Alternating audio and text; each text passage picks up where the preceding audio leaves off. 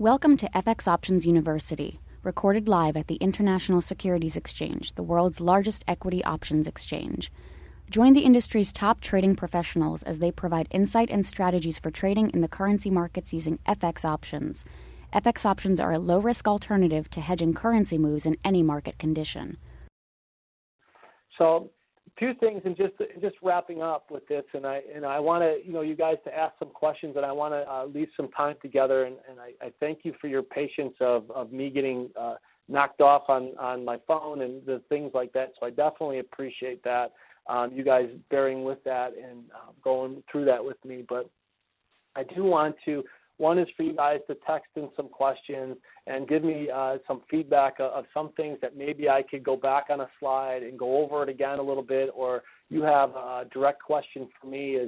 As I've had experience going from 93 into today and being a self-funded trader ever since 1997, and along the way, I found education to be not only helpful for me, but because it cements the ideas in my mind, but it gives me a way to give back to the markets too. And now with the computer, I could trade and teach live. So it becomes something that I'm definitely interested in, love. There is our information as well. I give out text alerts every day, Monday through Friday on the markets, and I was texting people about my interest in short the New Zealand, short the Aussie, long the Canadian, U.S. dollar against the Canadian, not the futures, the spot. I know some of those are backwards, and I was interested in selling the U.S. dollar Swiss, but it didn't get as high. Someone asked, Mike asked, how do you determine, let me see, I know them, but not always check them. Okay, I'm seeing more confidence in the bias build. Okay, Mike says, how do you determine, I'm going to scan through all these, how do you determine your red and green lines? Great question, Mike. Mike, the red line, and going back to that chart, let me go up. Back to that area. The red line is the previous close. So it's basically where the market closes at 2 p.m. Pacific, 5 p.m. Eastern, and reopens. So it's basically where all your positions are normally marked to. If you have an open position, as where technical indicators, like on daily charts, where they're based from, but it's the previous close. And then from 1400 to 1400 the next day, completes the 24-hour cycle, and then I'll move my red line up or down according to where that price is. The green line is just where you see on this chart that I have up, the high and the low, it's just the high plus low divided by 2. So it just gives me a sense, and it gives me two directional sense indicators for my day. And like I said, if you look at weekly time horizons or monthly time horizons or wherever you're at from there, use those. Use those things to gauge who's winning and who's losing, because that's the people that you're competing and working with off of that. So that's just something that's universal. I track the day, I track the weekly halfways, I track the yearly halfways. Because price is telling me what the news is telling me. So the point is I don't always have to listen to the, I enjoy listening to the Maria Bartichiromos and the Rick Santellis on CNBC. But what I found in this game, in this world, is it's hindsight. Price is already telling me that information, and us with the ability to have real-time charts in our homes now and have our pulse and our finger on the action, we have more real-time information than they do, because they have to go through all their monitoring of the information, make sure it's accurate, right? You see it. You have real-time information, and this is what's going on. You see, and you have that, previous close or that halfway back. That's how I do it to give my sense of direction. It's nothing fancy. It's not rocket science, but it has given me consistent results since I've been on my own, 1997 today, where I can make money consistently doing this. Do I make money on every trade? Absolutely not. Do you guys want to see some of my results? I'll share my screen with you and I'll do it. Do you guys want to see some of the trades I'm putting on? I talk and text about it real time and talk you through the good ones and the bad ones and talk to you through exactly what I do. And if you want to follow along, you're welcome to follow along. I give a week trial to that information for free. I put out environments that you could check it out and feel it out. And if I'm a fit for you, then you'll come and call me. But I challenge you guys to find a fit for you, because you can't sit and do this alone. You need somebody, you need a confidant, you need a mentor, you need people like Steve, who's promoting these webinars and building this educational environment for you. You need these types of environments to ask your questions and get them answered. And if you want to shortcut it and you want some one-on-one help, well, you pay for that. But you want to have it. You want to ask questions of your mentor as well too. Do they Are they seeing what you're asking? Are they answering the questions, what they're asking? So Bud asks the follow-up from there, does the green line move as a high and low divided by 2 change? Absolutely. So as the market in this euro, and as this result came in, because now the green line where you see that the high is up towards 137.20 at between like about 11 o'clock a.m. Pacific. So you would take that new high plus low divided by 2, and where the green line would be from this new perspective that I showed you after I showed you the result, where I went from this point, because this chart isn't real time, it's a snapshot of things, where this is where the green line was when the execution of the trade hit. Well, now if you're in or you're out or whatever you do within the moment of while you're in the trade, well, the continual result was when did the market pull back. It hit a high up towards near 137.20. So the low is 135.52, and knowing that that's one yellow line, 2, 3, 4, 5, almost 6. 3 levels back would put that halfway back now around 136.36, just looking at this chart. So so every time a new high is made, that green line is going to move up a bit, and every time a new low is made, that green line is going to move down a bit. So it's just giving you a sense of balance of power. Like I said, the analogy I use, it's like a football field to me, and that's where the light bulb went off. How do you determine your targets, Mike? Just like everybody else. They use I use past frequent highs or lows, standout highs, standout lows. You look at retracement zones. You look at average true range. You can do all those different types of things to get you a feel in terms of your time horizon. But that is something that we teach. I show people exactly how I do that, and that's for a point. If you want some more follow-up on that type of thing, we could talk and discuss through some of that stuff. We've created an ebook. We've created basically to give you an environment to look for. We have interactive quizzes. We have real-time help during live market hours, talk to you about what I do. And then we have monthly classes, or I even have one-on-one classes that I do with people as well, depending upon what you're looking for and an idea. And then, and we just, we're about near the end of the year, we'll have a book coming out. We just got a deal with Wiley, so we're going to be writing a book on our strategy as well. But we do have it in a web form and a PDF form, but now we're putting it in book form. So, hey, Mike. but from there, you establish how far you think the market can move. How far it might go up in a day, how far it might go down in a day, and adjust your contract size along from that. So, anybody else have any further questions? Let me scan through some of the others. Hey, Mike, I have a question for you, Steve. Sure. What would be the first step for an attendee if they're interested in your services? I mean, what's the first thing that they can do? Is it going to your website? Is it receiving those text messages? What would you recommend?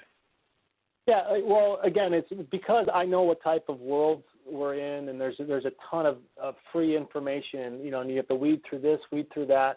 So what I do is I give people, you go to the website. There's rdstrader.com. My wife and I are running the DTI FX division. They weren't running they didn't have FX on their books. And we were doing it, so they invited us to build their FX division.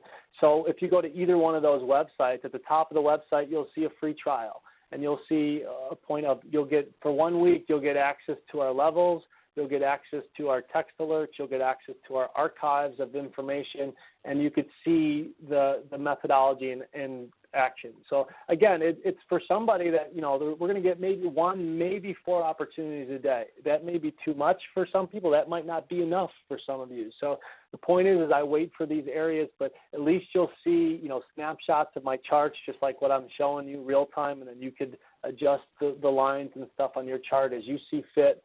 We use Yahoo IM to deliver the information. So there's that way to come in. Another is, email Q&A, or there's a phone call and say, hey, Mike, I want to do some one-on-one with you. So we'll have a conversation where I don't take everybody that wants to come one-on-one with me, and not everybody wants my one-on-one type of environment. So we have a conversation to see if it's a fit, and we go forward, and then we have ideas where I kind of have where, you pay a fee, and it's divided out in 4 monthly payments, and at the end of the month, if you don't like it, you don't have to continue on. So, from that point, so there's various ways that you'll find at the website to get involved if you're interested. Like I said, I found an environment on the screen that I could trade live and communicate my information without it disrupting the client flow and without it disrupting my trading flow. I couldn't do this on the trading floor. That's why I'm excited about the screen. Do I want the pit to be back? Absolutely. It was so much fun being on that floor, the energy on that floor, all of that stuff. But now I have an environment to be able to trade and teach. So yeah, you go to the website if you want. You could opt in. There's a Yahoo IM thing that you could click on, and you could send me a message. Say, yeah, I want a free trial, and I came from ISE, or Steve sent me or something, and then so I have an idea of where you came from, give you a trial, and see if you like it, see if I help. If I don't in that trial, it didn't cost you a dime. But if you want to go further and you want to shortcut your information, you like what we're doing, you can move forward from there. But thanks for that question, and thank you guys for that. And are there any more questions, Steve, or did you see any more down there that I might not have answered? Let me take.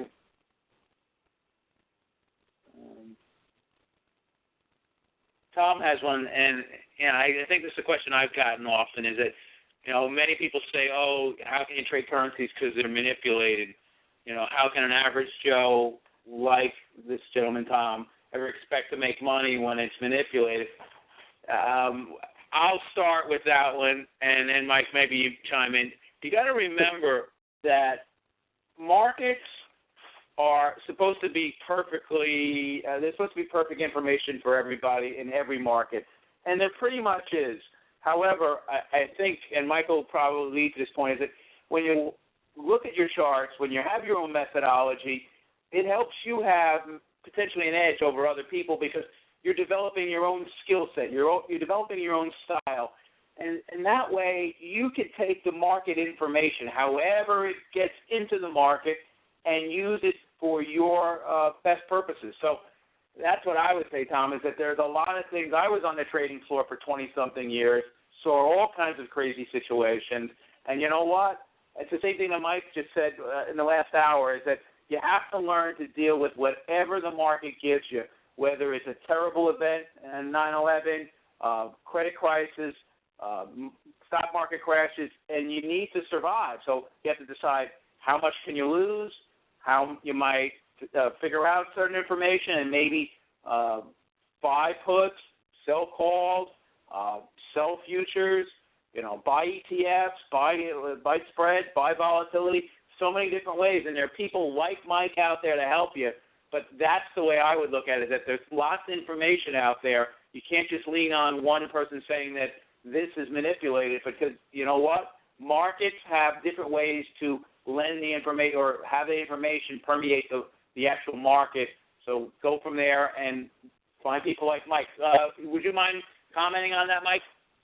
Oh, yeah, absolutely, because, through all the years I've been involved in it, you're going to see everything. And one thing is I got to actually see people face-to-face on the trading floor. And there were some of the biggest scumbags, and there were some of the most nicest people in the world throughout it. And it's just like when you walk out into the world of the street, you're going to see the whole gamut of everything. And that's one thing I really loved about the marketplace, because you saw it all. You saw people trying to manipulate things. It happens on the screen. It happens with these prop shops, and it happens with the high-frequency traders. And you read it how interactive brokers who has to make markets across the board, and they're basically a firm that is regulated by the U.S., but then the high-frequency traders don't have to make markets. They come in and out, and they can manipulate things and move things around. And, hey, listen, when I first got into the Forex world, I come from the bond side and the future side of the market, and I love the futures markets. But one thing that we couldn't do is people come into these professional markets and have to risk professional dollars right out of the gate. But FX allows you to go at 10 cents a pip. So initially, as an educator, that gave the risk appetite for all people, and it gave them a chance to learn. Demo accounts won't teach you. So, but I was involved when I first got involved, and again, and I'm not here to offend or whatever or do anything, but I had money with Radkay. My futures accounts were safe, but my FX accounts, I lost it. 75% of that went to the lawyers, and I only got maybe 25% of it when they went bankrupt. And they're because the FX end wasn't regulated.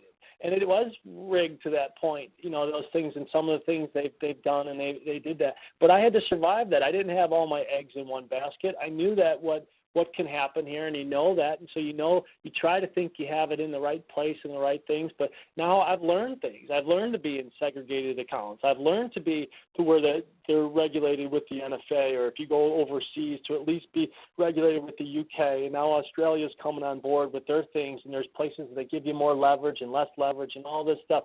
But the point I'm really trying to make is that that's all out there. I think it was Tom who asked the question. So it's, you'll read prop shops and you realize it's saying, well, in the small print, you'll see somebody from the CME, they paid a fine to some investors because they were on the other side of some of these trades. Right? I'm like, I'm sure they have their own prop shops. All these FX firms might have their own little prop shops of things. I want direct access to the computer, and I know I can't play what I consider in the paint and try to make a tick in the market and play in and out, back and forth, because the high-frequency manipulating people are going to win that game. I was able to win that game on the trading floor because I was able to buy it on the bid and sell it on the offer. I paid for that edge. I paid my $5,000 a month. I paid my $50,000, $100,000 for seats, and to give myself the rates and give myself the ability to play the game. So I put my money up there to get that edge because that was the game in town. But now as a retail individual person trying to play in the face of the market, making money on every single tick in and out, you're going to lose that game. I tried it because that was the habit I needed to break when I got off the floor, because I was over trading and I had to change my whole mentality on things to wait for my moments. And not only now to not just trade one market, because when I got off the floor, bonds were only moving 4 ticks a day. I had to give up an edge to get in, edge to get out, and I was giving up almost half the potential of the day. I can't make money that way. So the point is I look to markets that were moving and then to markets that were set up. So, I have a game plan set for 25 markets, 17 futures, 8 FX markets. And the point is not to trade them all, but weed out the ones that are giving you iffy ideas and hang on to the ones that are giving you strong ideas and waiting for the pullbacks to your areas and go. And so that is a way where I found a way to compete to your question. And hopefully that directly answered your question, Tom. But that element is out there wherever you go. And it's just that it's more rapidly seen because prices, this is instant money, instant taking away of money or instant grabbing of money from you. So keep working with that thought and knowing that, hey, that's the game that's out there, and you just need to be able to, like Steve said, survive some of these moments. And I've survived and learned through. I learned in '87 in college. I was learning through the crash. So I was thankful that when I was learning about the markets and really wanting to get involved in them, I was learning in the worst times of the economy because it taught me to play defense. And so I know where I'm getting out before I get in, and I know where I'm done on an idea beforehand. And then I was able to weather and adapt to 2001 and the 9/11, and I was able to weather and adapt to the housing collapse and credit crunch. I was able to shift from a floor trading machine to a computer sitting behind a quiet, in a quiet office in a computer. So, but it's just the game's changed, and knowing that all aspects and all spectrums are out there. And just, I just wait for my moments and know that when price moves, it's real. And, that someone's actually betting some money. And so work your way the best you can through it. But I love that question, though, because I've gone through that with the Refco crisis. And, I've been in that moment where you get in a manipulated situation and, do you have enough money to come back and survive, and do you want to or move on? Steve, any more thoughts, questions, or anybody else have any? I just want to give you a brief moment to close it up, Mike. I want to thank you. Again, sorry for the technological problems. Hopefully you'll come back in a couple months with another FX presentation, and we'll have a clean session. But thanks again, and I just want to give you a moment for any closing comments. And also I just want to go back to your slides so you can talk about your services. Thanks again, Mike. Appreciate it on behalf of the ISE. Thank you, Steve. Thank you, everybody, for coming to. Hopefully, I've given you some insight into what I do, and hopefully you can take some of what I've said today and maybe implement it in your own trading style, and you can get involved in it. Steve, I believe, might have these charts, this stuff available for download if that's what somebody asked, but if not, if you guys want to send me an email and you'd like a PDF of this presentation, I'd be glad to send that back over to you.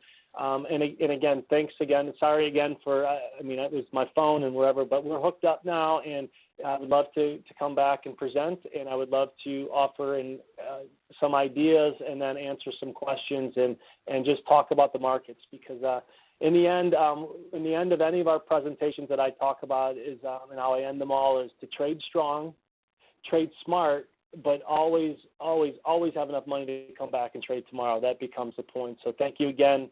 You can take a look at and get involved in our services if that interests you. So thanks again, Steve, and look forward to coming back.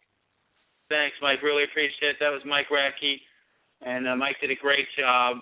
And I just want to show the slide one more time.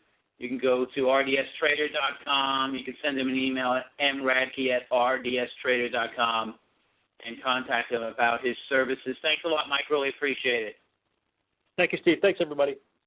Take care now.